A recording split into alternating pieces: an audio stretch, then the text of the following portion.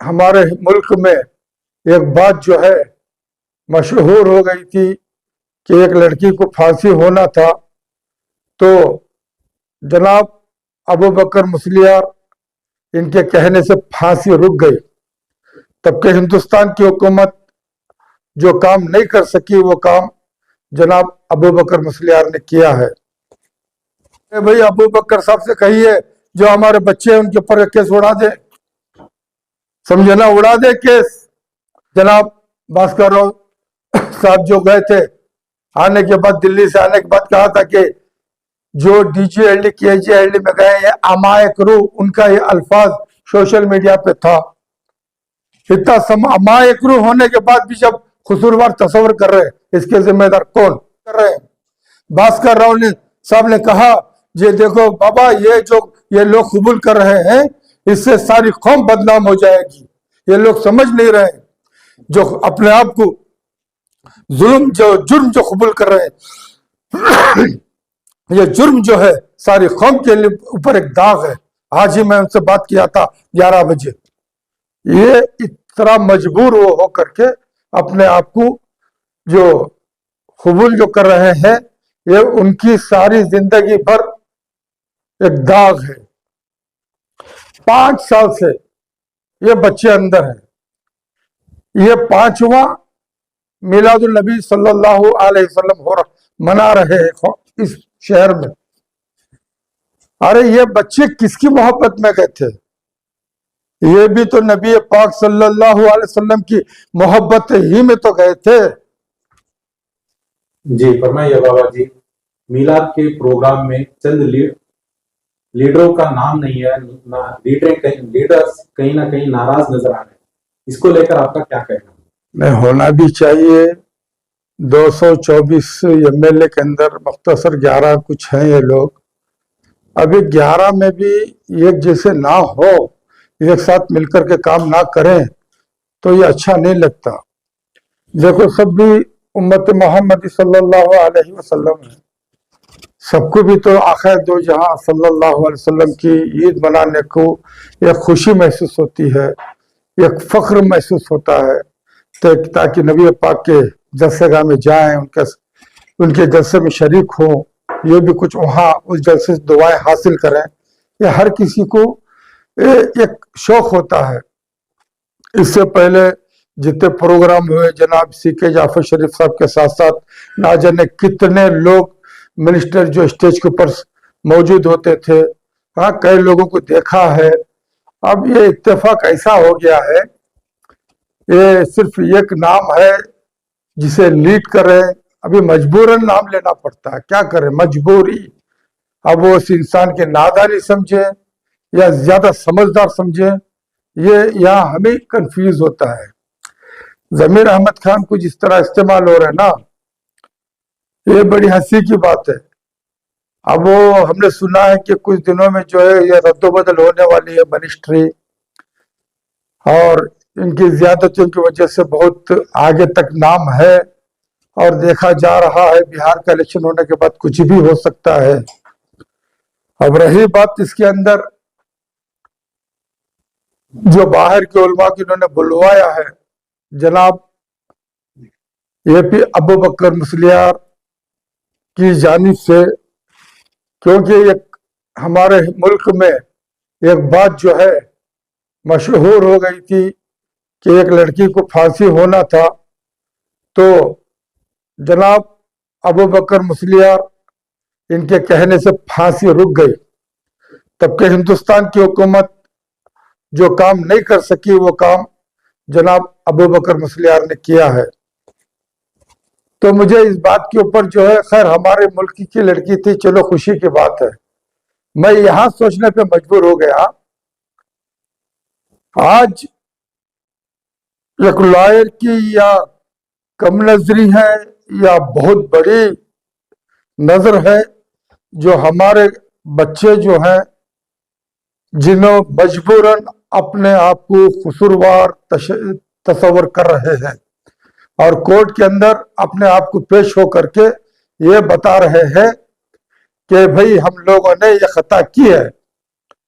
ये इतना मजबूर हो करके अपने आप को जो कबूल जो कर रहे हैं, ये उनकी सारी जिंदगी भर एक दाग है। 5 साल से ये बच्चे अंदर है। ये 5वां मिलादुल नबी सल्लल्लाहु अलैहि वसल्लम हो मना रहे हैं इस शहर में। अरे ये बच्चे किसकी मोहब्बत में गए थे? ये भी तो नबी पाक सल्लल्लाहु अलैहि वसल्लम की मोहब्बत ही में तो गए थे। हम नबी पाक की मोहब्बत में गए, वो बच्चे अंदर हैं, और वो बच्चों को बाहर लाने के बजाय उल्टा ये लोग खुशियां मना रहे हैं और बता रहे हैं कि हम ये करेंगे तो मेरे आका दो जहां सल्लल्लाहु अलैहि वसल्लम खुश हो जाएंगे। और अफसोस इस बात पे भी है कि ये क्यों नहीं पूछा गया जनाब अबू बकर मुसलियार साहब से, साहब आपके कहने से ओमन की गवर्नमेंट मानती है, अब हमारे यहाँ नबी पाक की उम्मत में नबी पाक के नाम से जो बच्चे गए थे उनको आप इस यहाँ की गवर्नमेंट, हमारी गवर्नमेंट में बोल करके आप उनको रिलीज क्यों नहीं करवाया गया? इसके बारे में क्यों कुछ लोगों ने पूछा नहीं? ये जो प्लेटफॉर्म बन रहा है ना, ये कौम के लिए नहीं, ये इसके अंदर शोषा है। ये अपने आप को दिखाने के लिए एक प्लेटफॉर्म बन रहा है। इसमें भोले भाले हमारे सुन्नी अकायद के लोग सरकार की मोहब्बत में आगे आ रहे हैं। जो पैसा खर्च हो रहा है वो पैसा जायज है या ना जायज है, पहले इसका हिसाब करें, फिर उसके बाद ये सवाल करें जनाब अबू बकर मुसलियार साहब से कि भाई जब बाहर कंट्रियों में आपकी चलती है तो हमारी कंट्री में बोल के क्यों नहीं छुड़वाए 5 साल से? ये जो करोड़ों रुपए आप खर्च कर रहे हैं, क्या इन बच्चों के ऊपर खर्च नहीं हो सकते थे? सुनने में आता है एसी श्रीनिवास, पीसी श्रीनिवास, इनके पैसों से चलना है क्या? ये बड़े बड़े जो मसाजिद के अंदर उलमा अपने आप मेंबर संभाले हैं, इनके लिए जब जरूरत पड़ती तो लोगों से कौम से करोड़ों रुपए हासिल करते हैं। क्या हमारे बच्चों को छुड़वाने के लिए ये कौम से हासिल नहीं कर सकते थे? मसाजिदों के नाम पे करोड़ों रुपए मिल सकते हैं, तो क्या इन बच्चों के लिए नहीं मिल सकते थे? किसी ने इसके पीछे क्यों नहीं गया? क्या हमें गैरों के पैसों की जरूरत है? अरे इसी तरह चंदा कर लेते हर मस्जिद के पास, जुमे के दिन करोड़ों रुपए हो जाते। आज जिस हालत में लाकर इस कौम को छोड़े हैं उनके लिए कोई पूछने वाला नहीं है। इस वजह से वो मजबूर होकर के अपने आप को ये तस्वर करें कि हम कबूल कर लें ताकि हमारे लिए मुसीबत टले। मैं ये कहता हूँ लाख के हिसाब से जनाब एक्स कमिश्नर भास्कर साहब से कई मीटिंगें हमारे हो चुकी हैं। उन्होंने कहा था ये पुलिस का इसके अंदर गवाही देख करके उन्होंने केस को रजिस्टर किया है ताकि पब्लिक में नहीं, इसलिए ऐसा कोई बात नहीं है। खैर वो हम आगे देखेंगे। उन्होंने इसके पीछे पहल भी की थी, इतने में 6 आदमी फिर कबूल कर रहे हैं, 7 आदमी कबूल कर रहे हैं। और इससे पहले जनाब भास्कर राव साहब जो गए थे, आने के बाद दिल्ली से आने के बाद कहा था कि जो डीजीएलडी केजीएलडी में गए हैं अमायक रूह, उनका ये अल्फाज सोशल मीडिया पे था। इतना अमायक रूह होने के बाद भी जब कसूरवार तस्वर कर रहे, इसके जिम्मेदार कौन? अरे जक़ात का पैसा क्या इनके लिए काम नहीं आ सकता था? कुर्बानी का, चमड़ों का दूसरा पैसा काम नहीं आ सकता था? 30 लाख 40 लाख 50 लाख के गैर, ये जो चुने हुए जो गैर मुस्लिम एमएलए हैं, इनके पैसों की हमारे लिए जरूरत है? क्या इन पैसों में पूरा काम हो जाएगा? ये क्यों नहीं सोच रहे हैं बाकी जो सियासतदान है? अब रही जो न्यूज में आ रहा है कि एक ही आदमी लीड कर रहा है, इसे जो वो शाफी सादी जो है वो एक तरह से गुमराह कर दिया है। समझे अबू बकर मुसलियार साहब आएंगे, तुम्हें बचा लेंगे, तुम्हें कर लेंगे। अरे भाई अबू बकर साहब से कहिए जो हमारे बच्चे हैं उनके ऊपर केस उड़ा दे, समझे ना, उड़ा दे केस। जो ये बाहर के जो उलमा को जो बुला रहे हैं, क्या वहां का कुरान अलग है, यहाँ का कुरान अलग है? क्या उनके वहां के नबी को मानने का तरीका अलग, यहाँ नबी को मानने का तरीका अलग है? ऐसे कौन से अल्फाज आ जाएंगे? ये समझ में नहीं आ रहा है। कुरान को पढ़ा नहीं उन उलमा ने, ज़कात का पैसा किस किस के लिए इस्तेमाल होना है, एक अल्फाज उसमें ये भी गर्दन छुड़वाने के लिए भी ज़कात का पैसा खर्च करवाना कुरान में मौजूद नहीं है। कौन से मुसलमान है ये, किसी के 30-40 लाख के लिए भीख मांगे, जरूरत पड़ी तो छोली बड़ा करोड़ों रुपए ये लोग हासिल करते हैं। शर्म आनी चाहिए ऐसों को, इस्लाम की बेइज्जती कर रहे हैं। भास्कर राव ने साहब ने कहा, ये देखो बाबा, ये लोग कबूल कर रहे हैं, इससे सारी कौम बदनाम हो जाएगी। ये लोग समझ नहीं रहे, जो अपने आप को जुर्म जो कबूल कर रहे हैं, ये जुर्म जो है सारी कौम के लिए ऊपर एक दाग है। आज ही मैं उनसे बात किया था 11 बजे, किससे? भास्कर राव साहब से। उन्होंने पूरी बात कर ली थी कि ये लोगों को बेकसूर हम बाहर निकालेंगे। कब तक बाबा जी, 5 साल का अरसा हो गया, ना उम्मीद होकर बैठे हैं नौजवान। आप बोल रहे हैं चंदा करके, देने वालों ने बहुत कुछ पैसे दिया है डीजल केजीएलडी मामले में, आज तक डेवलपमेंट भी नहीं है, इंप्रूवमेंट भी नहीं है। तो आप लोग मीडिया वाले क्या करें, किसने दिया, कितना दिया, किसके पास गया, ये क्यों नहीं उनसे पूछा? सिर्फ ख्याली बातों से कुछ मतलब नहीं है। अगर मैंने दिया है 10 लाख रुपया तो मैं 10 लाख रुपए मैं तुम्हें दिया या उन्हें दिया बताना ना, और वो पैसा कहाँ खर्च किया ये बताना ना।